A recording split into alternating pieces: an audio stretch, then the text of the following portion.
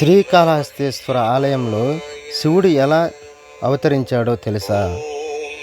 కృతాయుగం ఆరంభంలో సృష్టికర్తయగు బ్రహ్మదేవుడు శివుడు ఆజ్ఞతో ఆశ్రయమిచ్చి సృష్టి కార్యంలో విఫలమయ్యాడు. తర్వాత దివ్యశక్తి మోహితుడై తెలివి తెచ్చుకొని పరమేశ్వరుణ్ణి ప్రార్థించాడు జ్ఞానశక్తి కోసం. బ్రహ్మ తపస్సు చేయుటకై ఒక శిఖరమును నిర్మించుకున్నాడు.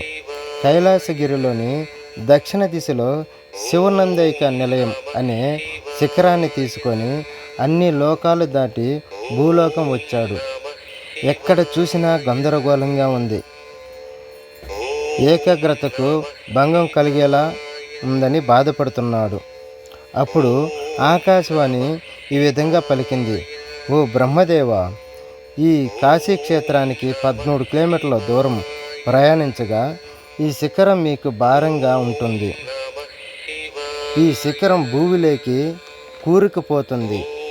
అక్కడ నీవు తపస్సు చేయుటకు శివుడు అనుగ్రహం పొందమని చెప్పింది. ఈ విధంగా బ్రహ్మ దక్షిణ దిశగా ప్రయాణించగా సూక్ష్మ రూపంలో పరమేశ్వరుడు బ్రహ్మ భుజాలపై ఉన్న పర్వతంలోకి ప్రవేశించాడు. అప్పుడు పర్వత శిఖరం భారమై భూమిపై పడి అందులో సగభాగం భూమిలోకి కూరకపోయింది.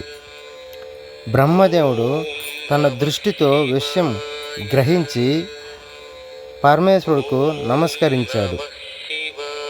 సూక్ష్మ రూపంలో పర్వతంపై ప్రవేశించి పరమశివుడు వాయులింగమై స్వయముగా వెలిశాడు. ఈ విధంగా బ్రహ్మ ద్వారా కైలాస పర్వతం నుండి గ్రహించి కొంత పర్వతం భాగం దక్షిణ కైలాసంగా ప్రసిద్ధి చెందింది. ఇప్పుడు ఈ దక్షిణ కైలాస సత్యవ్రత మహాభాస్కర క్షేత్రంగాను శివనందైక నిలయంగాను ప్రసిద్ధి చెందింది. ఈ వీడియో మీకు నచ్చితే లైక్ చేయండి, షేర్ చేయండి ఫ్రెండ్స్.